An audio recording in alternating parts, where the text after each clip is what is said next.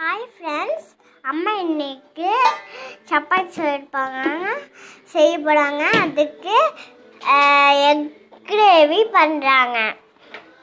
எப்படின்னு பார்த்தலாமா?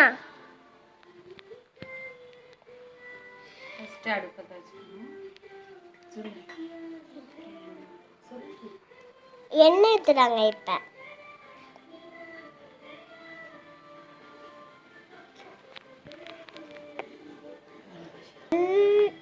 இப்போ அம்மா ஸ்பைசஸ் போட போறாங்க. பாருங்க. பட்டை,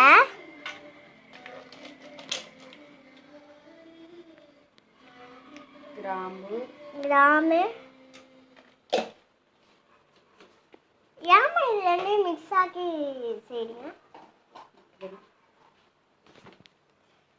என்னது? கொச்சி மிளகா. எப்படி? ஜீரகம், பெருஞ்சீரகம். எப்படி? இது என்னன்னு சொல்லுங்க. இது கடுகு. அடுத்து பெரிய வெங்காயம் சின்னதாக கட் பண்ணிருக்கோம். ஆமாம். மேலே பிடிச்சி காமிங்க. இதில் காமிங்க. இது குக்காகிறத காமிங்க. இப்போ கரண்டி வச்சுருந்துறாங்க. குழம்பு இது நல்லா ப்ரௌன் ஆகணும்னு சொல்லி. நல்லா ப்ரௌனாக ஆகணும்.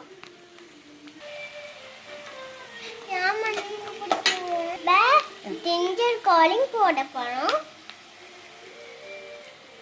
பேஸ்ட்டாக இருக்கு.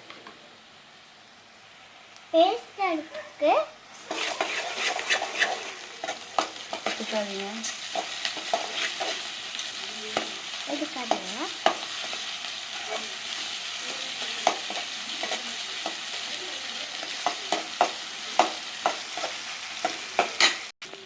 இப்போ தக்காளி ஆட் பண்ண போறோம்.